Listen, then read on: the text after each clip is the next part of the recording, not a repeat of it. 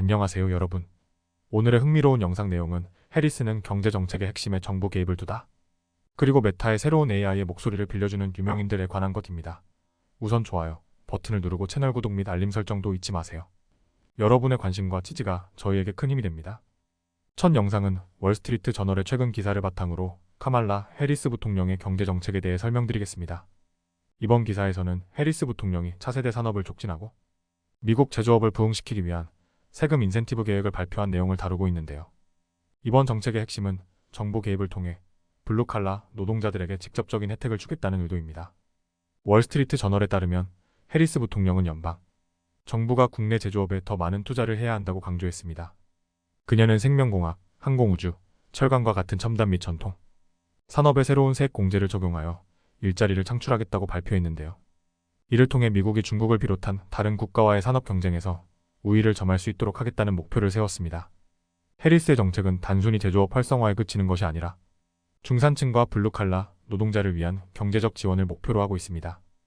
해리스는 10년 동안 미국 기업의 해외 수익에 대한 세금을 인상해 약 1,000억 달러 규모의 세액 공제를 마련할 계획입니다. 이러한 세금 인상은 글로벌 최저 세금 협정을 통해 시행될 예정이라고 밝혔습니다. 해리스의 정책은 전 대통령 도널드 트럼프의 제조업 정책과는 다소 차이가 있습니다. 트럼프는 관세 인상과 법인세 인하를 통해 국내 제조업을 지원하려 했지만 해리스는 관세 대신 정부 보조금과 세액 공제를 통해 소비자들에게 더 나은 혜택을 제공하려 하고 있습니다.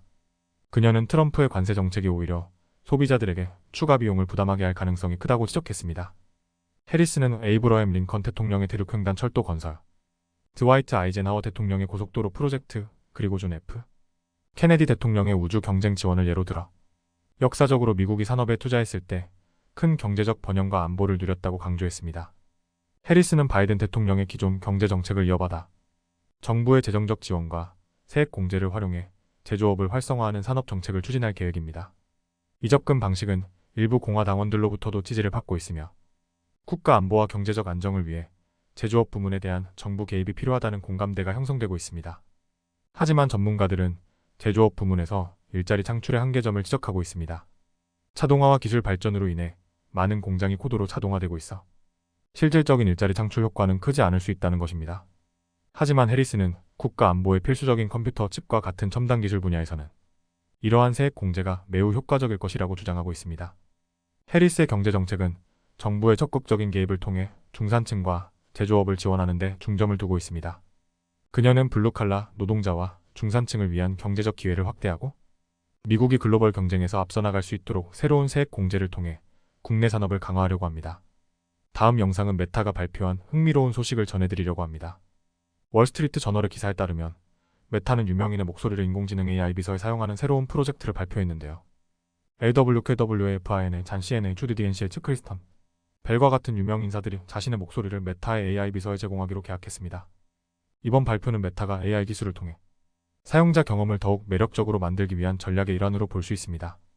메타 플랫폼의 CEO인 마크 주커버그는 최근 개발자 및 하드웨어 컨퍼런스에서 메타의 AI 기술을 더욱 발전시키기 위해 유명인들의 목소리를 활용하는 계획을 발표했습니다.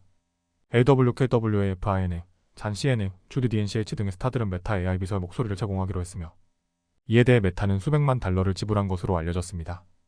이번 발표에서 가장 주목할 점은 메타가 새로운 AI 비서를 통해 사용자들에게 보다 친숙하고 자연스러운 인터랙션을 제공하려 한다는 것입니다. 유명인의 목소리를 통해 사용자들은 더 친근하고 재미있는 경험을 할 수 있게 되죠. 예를 들어 LWKW의 FINA의 목소리로 질문에 답하거나 잔 CNA가 메시지를 전달하는 등 기존 AI와는 차별화된 경험을 제공합니다.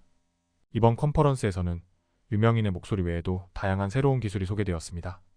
메타는 증강현실 AR 안경의 첫 번째 프로토타입과 혼합현실 헤드셋인 퀘스트 3S를 공개했는데요. 이 제품들은 사용자들이 현실과 가상세계를 결합한 새로운 경험을 할 수 있도록 설계되었습니다.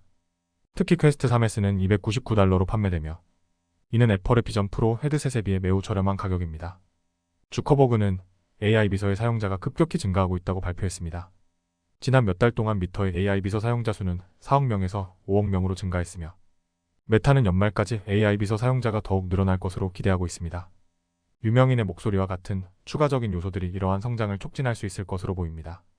이번 프로젝트는 큰 기대를 받고 있지만 일부 유명인들은 자신의 목소리와 외모가 AI로 사용되는 것에 대해 신중한 입장을 보이고 있습니다.